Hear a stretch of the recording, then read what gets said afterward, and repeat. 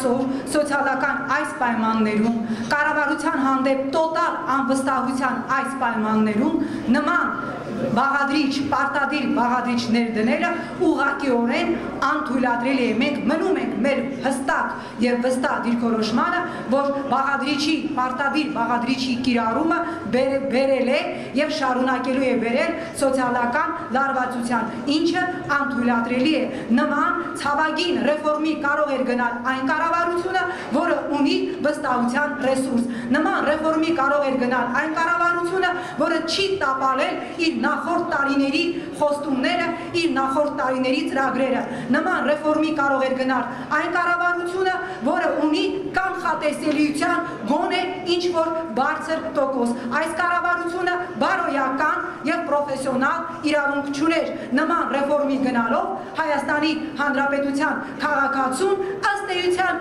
զրկելով իր եկամուտի մի որոշ մասից անորոշ, անհասցե, անհեռանկար ապագայի համար։